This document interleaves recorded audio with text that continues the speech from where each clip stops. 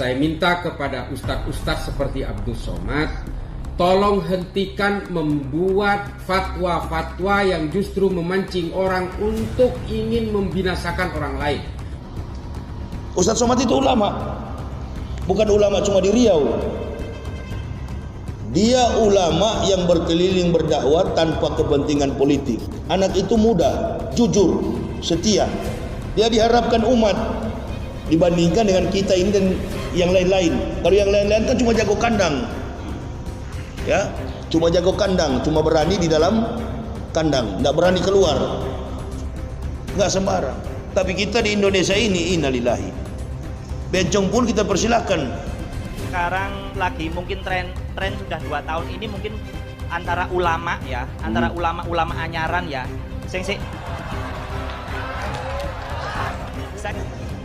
Padahal nih orang-orang ini sudah dihancurkan oleh Allah di zaman Nabi Lut. Dikasih kesempatan untuk berdakwah, innalillahi. Menyinggung-nyinggung sesama Muslim. Lebih baik mati berkalang tanah daripada hidup bercermin bangkai. Jadi jangan salah, Ustadz Somad itu sengaja dihadirkan oleh Allah sebagai pendakwah. Yang waras tidak boleh mengalah terhadap mereka para pencoleng-pencoleng agama yang menjadikan agama sebagai alat politik.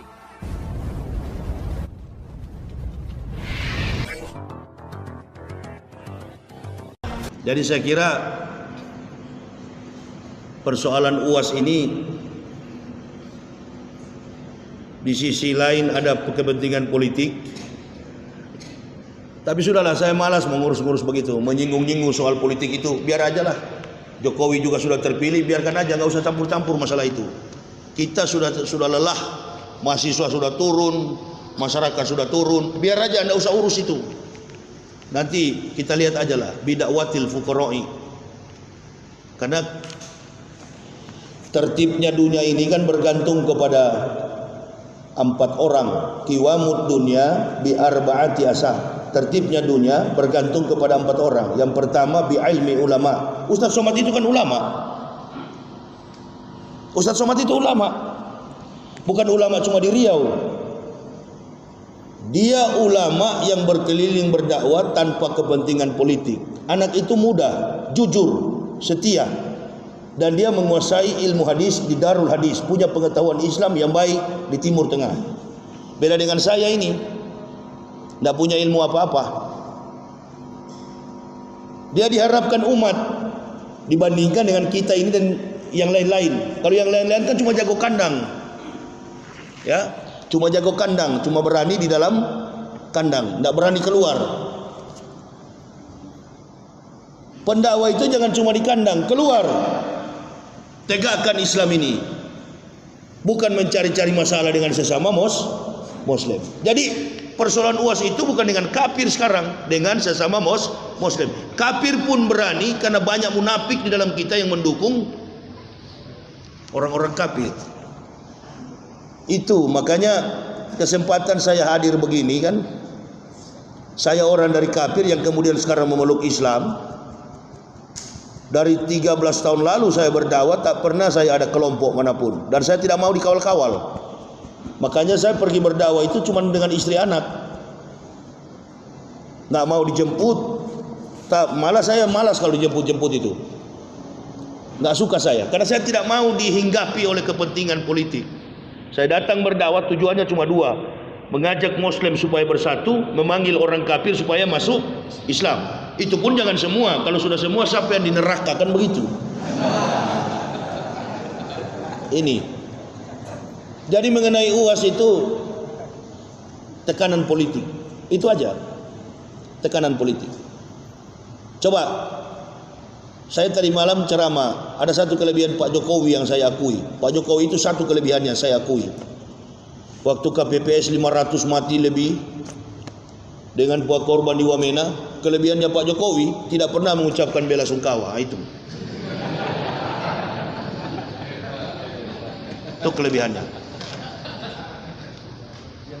Sebenarnya orang kafir itu cita-citanya nggak perlu umat Islam itu murtad, Pak. Umat Islam itu sudah tidak datang ke majelis ilmu saja, atau umat Islam itu tidak sholat, umat Islam tidak dekat dengan Quran dan hadis, umat Islam mabuk-mabukan segala macam, sudah menang orang kafir. Gitu. Jadi nggak perlu orang kafir murtad masuk gereja, nggak perlu masuk Kristen. Dengan begini saja UAS ditolak-tolak, dia tepuk tangan tiap minggu di gereja itu. Ya, yang saya tanyakan sekarang, kita yang Muslim nenek moyang ini, nggak malukah kita? Justru kami yang dari kafir ini setia untuk menegakkan Islam. Antum yang dari nenek moyang Muslim, kalau saya masuk Islam munafik dengan keadaan begini, saya tambah gosok di dalam. Seperti yang pakai sorban di kepala itu, yang ban Vespa di kepala. Itu kalau bicara Quran hadis pintar sekali, penjilat, mengaku-ngaku sebagai mubalik, tapi nggak pernah di masjid. Itu yang begitu-begitu, Pak. Jadi Islam itu cuma dijadikan apa namanya? Tameng, cuma dijadikan topeng. Padahal kalau mau balik itu di masjid. Kami siang malam saja berdakwah tidak pernah ngaku ustadz. Orang aja yang manggil saya ustadz. Penampilan seperti ustadz, sorban dikekang di batang leher, padahal padahal dari kafir ini, bukan ustadz. Nggak pernah siang malam kami di mimbar masjid, siang, pagi, sore, subuh di masjid. Nggak pernah ngaku ustadz.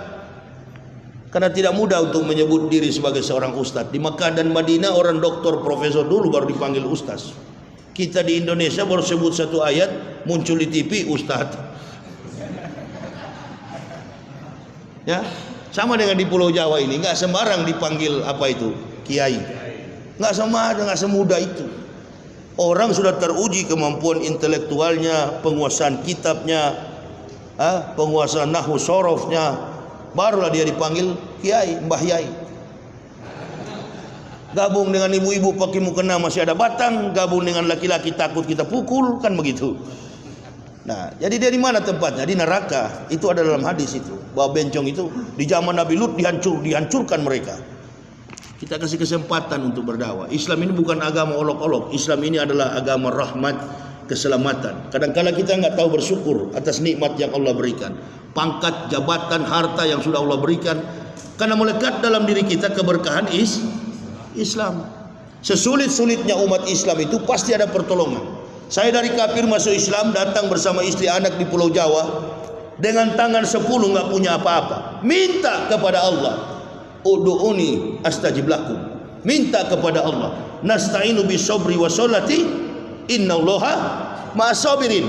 Jadikan sabar dan solat sebagai teman, hanya meminta bergantung kepada Allah. Dikembalikan semua yang hilang, dikembalikan jadi normal kembali tanpa harus meminta-minta kepada makhluk. Nah, tapi kan zaman sekarang tidak yakin kita dengan pertolongan itu. Dengan cara menjilat dulu baru kita dapat. Begitu kan? Lebih baik mati berkalang tanah daripada hidup bercermin bangkai. Jadi jangan salah, Ustadz Somad itu sengaja dihadirkan oleh Allah sebagai pendakwah. Dia juga tidak pernah berbicara tentang mazhab hilafiyah.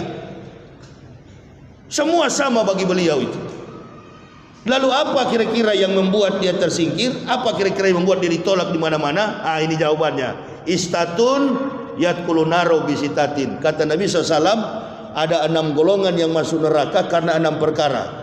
Yang pertama, al-umara'u bil ju'uri, penguasa pemerintah sewenang-wenang. Kalau sudah ditolak dari Belanda kan harusnya pemerintah turun tangan. Jangan, itu ulama kami, kan begitu. Jadi sila kelima ini yang membuat kita berantakan Indonesia ini. Sila kelima, keadilan sosial bagi seluruh rakyat ini. Segala bentuk elemen di masyarakat retak. Konteks beragama kita, konteks keberagamaan sesama Muslim pun retak. Coba tanya nih ibu-ibu ini, kalau di antara mereka ada janda muda, waktu ditinggalkan suaminya menikah lagi, bagaimana pikiran seorang janda muda itu? Benak, pikiran dan hatinya kacau balau. Kenapa?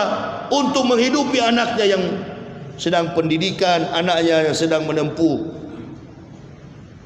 kehidupan yang baru menikah atau lain sebagainya. Nah, begitulah kita umat Islam begitu ditinggalkan oleh seorang ulama. Dari situ bermula kita pecah. waktu Pak Maruf Amin mencalonkan diri jadi wapres. Di situ baru muncul kita, baru pecah kita. Ada yang pro, ada yang